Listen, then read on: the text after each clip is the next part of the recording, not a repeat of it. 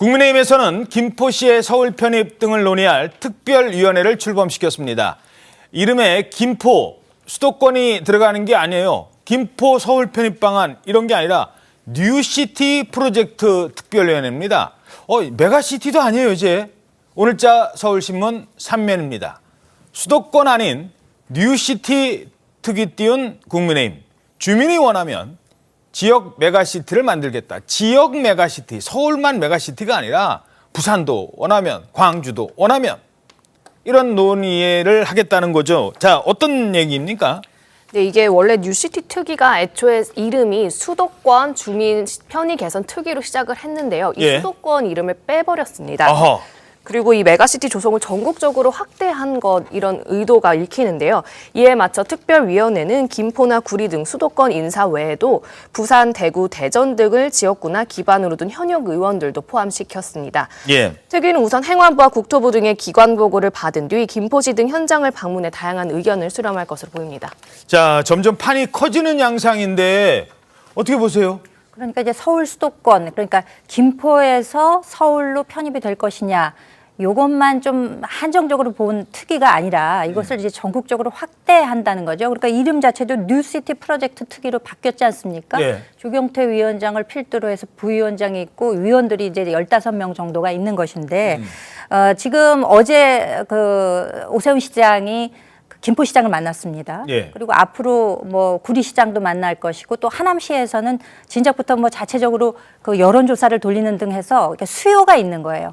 지금 이 특위를 앞으로 추진해 나가는 데 있어서 제일 중요한 전제 조건은 그 해당 지역에 요청이 있느냐 없느냐거든요. 김포도 애초에 그렇게 시작이 됐기 때문에 해당 지역에 요청이 있고 이것을 수도권에서만 한정하는 것이 아니라 광주, 부산까지도 메가시티로 확대해 나가는 것을 이제 공론화하겠다는 것이죠. 그렇기 때문에 뭐 일부 분들은 안 그래도 지금 수도권이 과밀한데 빨대처럼 수도권으로 빨아들이는 것이 아니냐 이런 지적을 합니다만 지금 서울과 경기도 이 수도권의 행정구역 재편이라고 하는 것이 이 서울의 지금 모양이 갖춰진 게 60년 전에 결정이 된 거거든요. 이때 전 그 국토를 대상으로 해서 앞으로 우리의 미래를 보고 보다 어떤 행정구역 개편을 넘어서는 대한민국의 미래를 좀 좌우할 수 있는 이런 프로젝트로 나가자라는 아주 원대한 지금 포부를 갖고 있는 것이기 때문에 저는 이것이 이제 현실화될 것이고 물론 그 주민들의 그 의견을 다 청취를 해야 되겠습니다만 현실화될 가능성이 굉장히 크다고 봅니다. 자, 그런데요. 이게 또 자치단체장마다 입장이 조금 다른 것 같아요. 환영하고 있는 김포시부터 보죠. 오세훈 서울시장과 김병수 김포시장이 만났습니다. 오세훈 시장 아무래도 서울을 더 넓히는 거라서 서울 시민들도 상당히 관련이 되거든요. 주변. 그러니까 김포가 편입된다. 강서구도 영향을 미칠 수밖에 없어요. 현재 마곡, 김포공항 이건 어떻게 되는 건가? 자, 그래서 셈법이 복잡한데 오세훈 서울시장 이렇게 얘기합니다. 긴 호흡으로 가겠다. 충분한 연구 기간을 가지고 논의하는 게 필요하고요. 어쩌면 선거 이후까지, 그러니까 내년 총선 이후까지 논의를 좀 긴 호흡으로 가져가는 것이 논의에 도움이 될 수도 있겠다. 자, 그리고 다 찬성하는 거 아니에요. 같은 국민의힘 소속 자치단체장이라 하더라도 아니 왜 서울로 가냐고요. 우리 동네로 와야지, 인천으로 와야지 이런 주장을 펼치는 분도 있습니다. 구체적으로 말씀드리면 실현 가능성이 없습니다. 선거를 앞두고 신중한 검토나 공론화 없이 아니면 말고식으로 이슈하는 것은 무책임한 일이다. 자, 같은 여권이지만 이렇게 입장에 따라 의견은 엇갈립니다. 물론 당연히 정책이니까 찬성과 반대가 있겠죠. 그런데 오늘자 조선일보 3면 보시죠. 자, 여권 때린 여권의 단체장, 정치문법 바꾼 메가시티, 총선을 앞두고 수도권과 지방 그리고 지도부와 원외로 아니 나는 지금 수도권 열심히 준비하고 있는데 여기다가 또 다른 사람 온다고 게다가 이런 공약까지죠? 그럼 난 어쩌라고. 각 정치인들마다 지금 전선이 복잡해지고 있다는 지적 나오고 있습니다. 반대 목소리를 내는 지자체장 그리고 의원들 또 누가 있습니까? 네, 일단 부산시장을 지낸 서병수 의원이 서울을 더 키우는 건 국가 경쟁력을 갉아먹는 짓이라고 비판한 데 이어 아까 보셨듯이 여당 소속 광역단체장들이 잇따라 우려 목소리를 내고 있습니다. 유정복 인천시장은 긴급 기자회견을 열고 실현 가능성이 없는 정치 포퓰리즘이라고 직격탄을 날렸습니다. 예. 유 시장은 국민 의견 수렴이 필수라며 지방시대 추진에 역행하는 서울특별시 공화국이 돼서는 안 된다고 강도 높게 비판했는데요. 유 시장은 찬반이 아니라 실현 가능성을 얘기한 것이라고 일단 선을 그었지만 당론 추진에 반기를 든 모습이긴 합니다. 예. 그리고 김태흠 충남지사도 수도권과 비수도권의 불균형을 어떻게 해소할 것이냐 하는 이런 청사진이 먼저 제시되어야 한다면서 지방 메가시티가 우선이라고 지적했습니다. 여당 내에서 반발 기류가 포착되곤 있지만 국민의힘 지도부는 계속해서 속도전에 나설 것으로 보입니다. 자, 정은혜 의원님, 뭐 솔직하게 말씀해 주세요.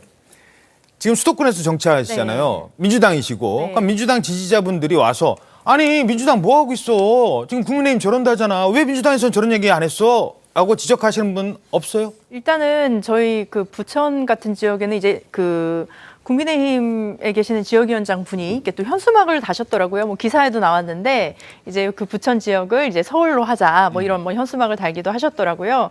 근데 거기에 대한 지역 주민들의 반응은 좀 싸늘했던 것 같습니다. 아, 제가 그래요? 예, 요즘 주민들을 계속 만나고 있는데 지금 먹고 살기도 바쁜데 나 살기도 바쁜데 지금 이런 걸로 싸우고 있냐 뭐 이렇게 말씀하시는 분들이 굉장히 많았고요. 사실은 우리가 지금 살고 있는 이 지역을 조금 더 낫게 만들어야지 자꾸 뭐 어디로 편입시키고 어디로 들어가고 이런 거 본인들은 원하지 않는다. 뭐 그런 말씀 많이들 해주세요. 근데 김포는 집값 오르는데 왜 부천은 집값 안 오르냐고. 안 그래도 GTX 네. 잘못하면 지금 부천이랑 김천이랑 열심히 싸우고 있는데 이거 부천 거쳐서 가야 되는데 이러다가 김포로 직접 가는 거 아니야라는 얘기 나올 수 있거든요. 네, 교통 같은 경우는 편리하면 더 좋아지겠죠. 하지만 뭐 요즘에 좀 연구되는 그런 자료들도 많이 있는 것 같습니다. 교통이라는 게 뭐 지방세를 받던지 아니면 또 중앙에서 어떤 보조를 받고 서울에서 어떻게 보조를 받고 이런 것들에 따라서 굉장히 달라지거든요.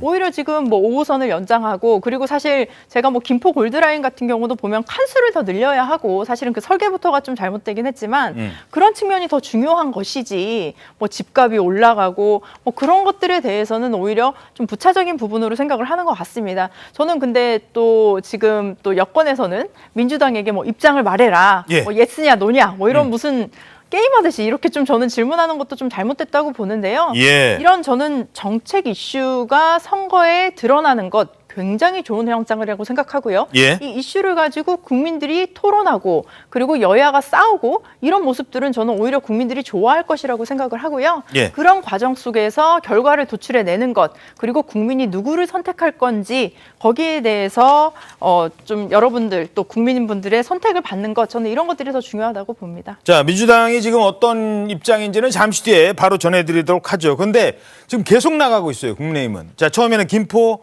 하남, 뭐 다른 지역까지 부산, 광주. 그러니까 이런 얘기 나오잖아요.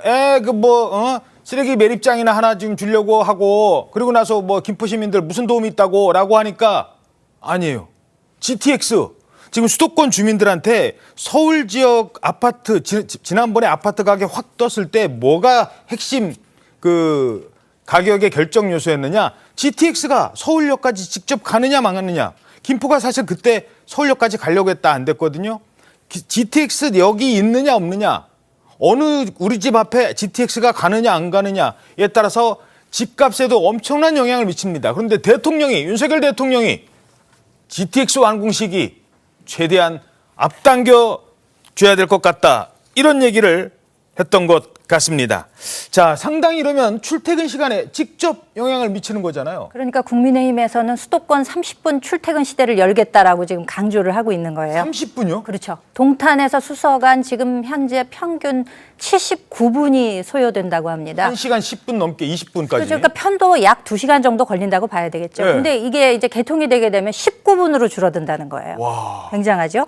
그러니까 A 노선의 경우 이제 동탄 운정 구간인데 예. 이게 당초에는 내년 6월에 개통될 것이라고 했었습니다만 3월에 그러니까 3개월 앞당겨지는 거죠.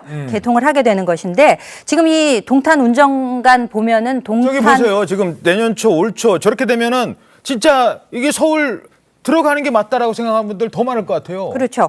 그 B 노선, C 노선의 경우에는 원래는 내년 연말에 착공하기로 되어 있었거든요. 예. 근데 이걸 약 1년 정도 앞당겨서 하나는 올해 12월에 또 다른 노선의 경우에는 내년 초에 이제 착공을 한다는 거예요. 예. 그러니까 이 착공이나 개통이 상당 부분 빨라지는 거죠. 그러면 지금 동탄에서 용인 이쪽 지역에 각각 100만 명 정도가 지금 살고 계시거든요. 예. 100만 명 이상. 어. 그러면 그분들의 편익이 상당히 도모되는 거죠. 어. 그리고 이렇게 빨리 할 수 있었던 것이 어떻게 보면 그 설계를 변경하는 거하고 협상 과정을 동시에 진행을 했다는 거예요. 그래서 일종의 패스트 트랙식으로 해서 이것이 빨리 가능하게 됐다는 것인데 1년여 정도 착공이 앞당겨지는 만큼 그 주변에 살고 계시는 주민 여러분들의 그 교통에는 상당한 편익이 제공이 될 것 같습니다. 예. 자, 이렇게 국민의힘에서 굵직한 정책을 발표하면서 총선 이슈를 선점하고 나가자 민주당에서는 적지 않은 당혹감이 감지되고 있습니다. 김포 편입 이슈를 두고는 내분 조짐까지 나타나고 있다고 하는데요. 이낙연 전 대표가 왜 그 얘기했잖아요. 민주당 뭐 하느냐, 명확한 입장 내야 하지 않느냐라고 했습니다. 이게 누구를 지적하는 걸까요? 누구를 겨냥한 걸까요? 사실상 이재명 대표를 겨냥한 겁니다. 자, 이러자 현 원내대표 홍익표 원내대표가 이낙연 전 대표와도 친하다는 홍익표 원내대표가 이렇게 얘기합니다. 어리석은 발언입니다. 왜 그랬을까요?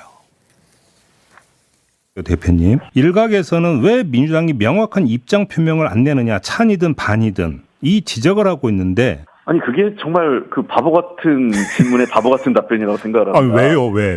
아니 이게 OX 답 문제냐고요. 예. 왜 그러냐면 그럼 서울과 수도권의 경쟁력을 높이는 것을 찬성합니까 반대합니까 하면 반대한다고 답할 사람이 누가 있겠습니까? 네. 제가 얘기하는 거는 지금 이 3단계로 이미 저희가 해법을 얘기했는데 아무도 저희 당의 공식 입장을 답을 이미 냈는데 답을 안 했다고 얘기하는 그 국민의힘 주장을 언론이나 이런 데 반복적으로 받고 있어요. 그리고 이낙연 전 대표 같은 경우가 야당이 찬반의 입장도 뚜렷한 대안도 내지 않는 것은 당당하지 않다 이렇게 비판했는데 이건 어떻게 받아들이세요? 그럼? 아니 그 제가 말씀드렸잖아요. 그렇게 말하는 게 굉장히 어리석은 행태라니까요. 자, 그렇게 말하는 게 어리석은 행태다. 누가 얘기했는데요? 이낙연 전 대표가 얘기했는데도 어리석은 행태입니다. 오늘자 조선일보 사면 기사 보시겠습니다. 여당의 정책무리에 한방 먹은 민주당. 혁신 경쟁으로 반전 벼른다. 김포 편입 놓고 내분 조짐까지 이렇게 보이니까 당내에서는 눈치보다 눈뜨고 당했다는 비판마저 나오고 있다고 합니다. 그러면서 새로운 카드를 꺼내 듭니다. 바로 인적 쇄신 카드. 승부수를 던진다는 겁니다. 어쩌면 이게 비명계 학살로 비춰줄 수도 있지만 현역 의원들 물갈이가 본격화될 것이라는 전망입니다. 자, 지금의 민주당의 위기 그리고 앞으로의 전망 장해찬 최고위원님 어떻게 보십니까?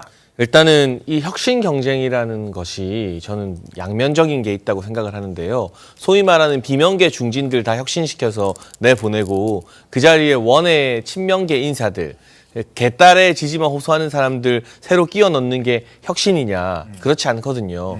저희 국민의힘을 바라볼 때도 영남 중진들 물러난 자리에 소위 말하는 용산 대통령실 출신이나 검사 출신들 넣으면 그게 혁신이냐라는 지적을 언론과 야당이 하고 있는 것처럼 마찬가지 지적을 또 야당을 향해서도 할 수밖에 없어요. 예. 지금 원외 친명 인사들이 비명계 지역구 가서 좀 금도를 넘는 방식으로 선거 운동하고 있는 사례들이 종종 보도되고 있지 않습니까? 그런 혁신은 옳지 않고 진짜 혁신이라는 것은 이재명 대표가 가까운 사람들부터 쳐내는 게 혁신이 돼야 될 것입니다. 국민의힘을 향해서도 인유한 혁신위원장이 뭐 친윤계 핵심 실세로 해당되는 분들 이름을 막 언급하고 있잖아요. 예. 그러면 이재명 대표나 민주당의 혁신 같은 경우도 정청래 수석 최고위원부터 어떻게 할 것이냐. 이런 논의가 시작되어야 한다는 거죠. 또는 친명계 자장인 정성호 의원은 한 번도 국회의원 할 거냐 말 거냐. 이 정도가 나와야 혁신이지 애매한 사람들 인지도 없거나 비명계인 사람들 물러내고 거기에 이재명 대표 따라다니는 당대표 특보들 넣어주는 건 혁신이 아니다라는 걸 좀 분명히 해야 될 것 같고요. 정책 주도권을 놓쳐서 허둥지둥하는 모습이 역력해 보이는데 단순한 인적 쇄신으로 메가시티나 공매도 전면 금지 같은 대형 정책 이슈를 따라오기는 좀 버거울 겁니다. 홍익표 원내대표의 입장도 오래 가긴 힘들 것 같고요. 예. 기든 아니든 이 메가시티 이슈나 공매도 금지 같은 주식시장 이슈에 대해서 분명한 입장을 이재명 대표의 입으로 직접 전달하는 타이밍을 빨리 잡아야 될 것 같습니다.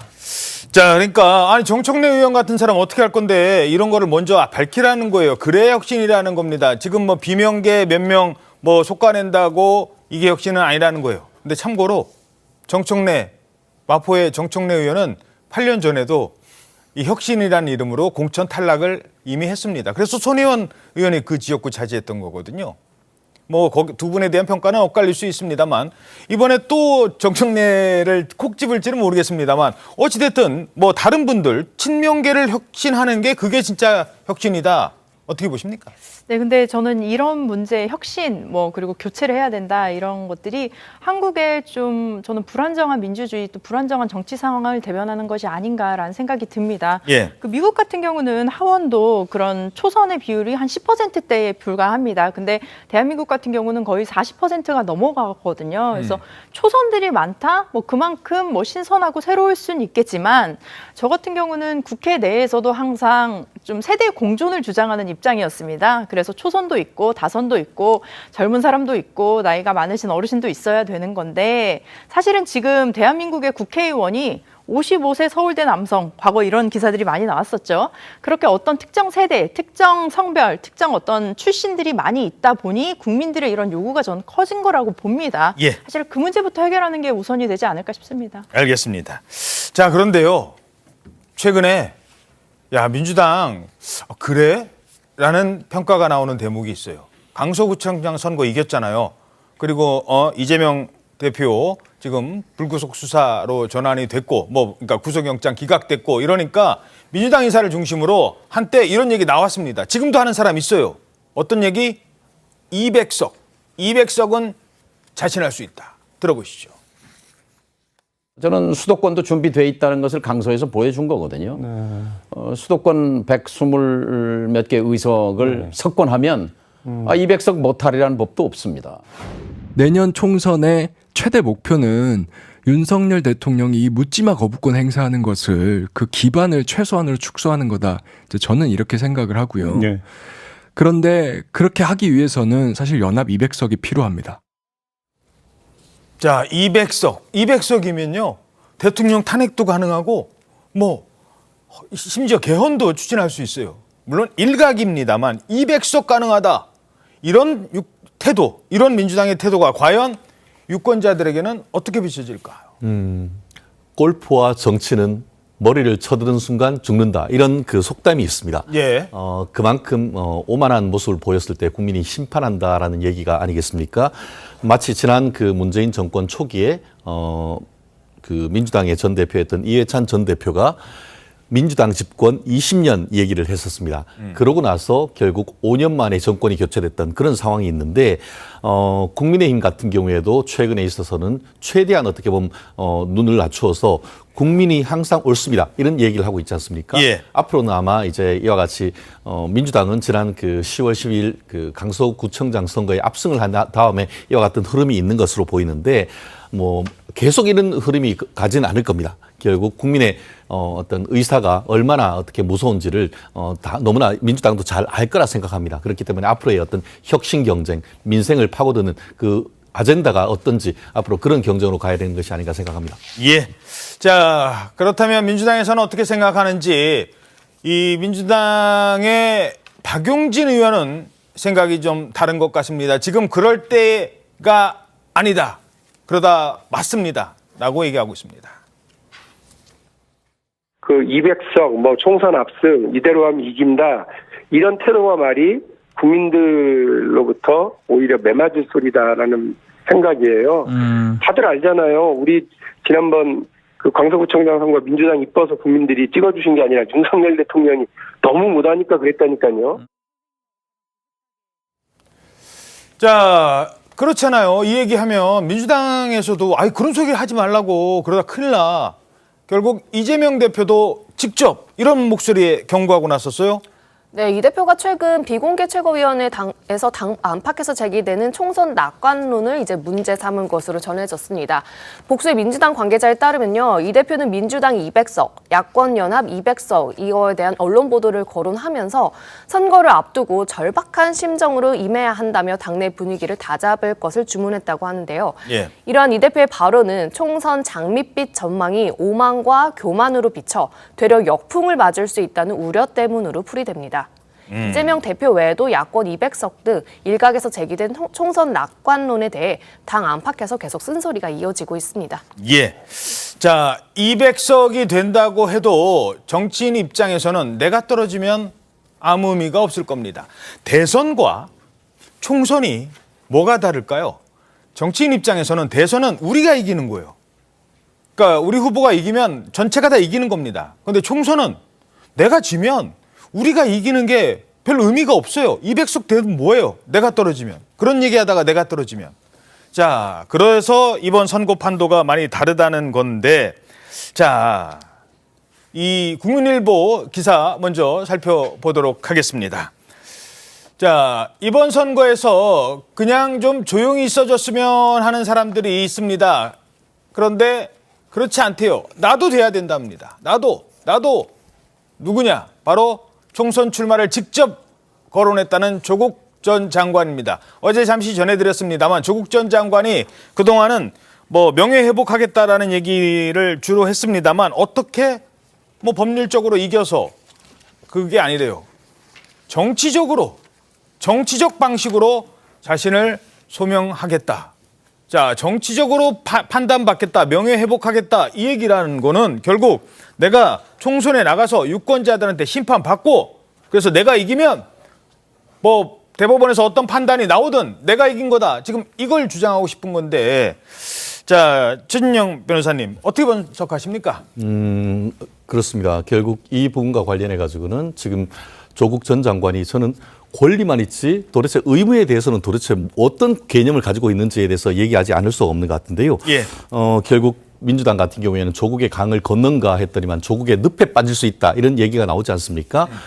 조국 장관에게는 권리만 있고 의무는 없느냐, 조국 장관에게는 민주만 있고 법치는 없느냐, 법무부 장관이었다고 하면은 법원에 의해서 자기의 배우자가 유죄 확정 판결을 받았고 또 자기 딸이 같은 문제와 관련해서 공소 사실을 자백을 하고 있는데 그럼에도 불구하고 법은 본인이 열심히 소명했는데 안 된다고 하면은 법치에 따르는 어떤 엄중한 사법부의 판단은 무시하고 민주주의로 도피를 해서 출마를 한다라는 이런 얘기를 듣는다고 하면은 대한민국의 법치주의는 정말 그대로 시궁창으로 빠질 수밖에 없는 것 아니겠습니까? 예. 그렇게 가능할지는 모르겠습니다만 그렇게 했을 경우에 어떤 후유증 생각한다고 하면은 스스로 자중해야 될 때가 아닌가 생각합니다. 자, 시간이 없어서 바로 계속 질문 드리죠.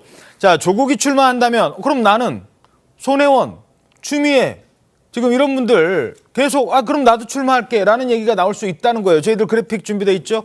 그렇습니다. 결국 어떤 분들 같은 경우에는 손, 최, 추, 송, 조 뭐 이렇게 그 이름만 따서 하는 얘기가 있는데요. 손혜원, 최강욱, 추미애, 송영길. 예, 그렇습니다. 결국 이분들 같은 경우에 공통점은 뭐죠? 지금 최강욱 전 의원, 이젠 전 의원입니다. 유죄 확정 판결을 받아가지고 더 이상 정치에 관여도 할 수 없는 분에 대해서 신당 창당 멤버가 나온다는 얘기. 또 송영길 그리고 사실 비례대표로 위성정당 출신이에요. 그리고 또 송영길 전 대표 같은 경우에도 지금 이른바 돈봉투 의혹의 핵심 아니겠습니까? 네. 그런 분들 같은 경우에 지금 민주주의를 빙자해서 법치주의를 능멸하고 있다는 얘기가 나오는 것이 바로 그 부분인가 아닌가 싶은데요. 본인들 어떤 그 공직선거법상의 어떤 비례정당으로 나올 수도 있습니다. 하지만 그렇게 할 경우에는 대한민국 법치주의는 정말 20년, 30년으로 후퇴할 수밖에 없다는 것을 본인들 스스로 아셔야 되는 것이고 예. 국민들의 엄격한 어떤 심판이 기다린다고 저는 생각을 합니다. 알겠습니다. 뭐 개인적인 주장도 일부 들어갔다는 점 말씀드리겠습니다.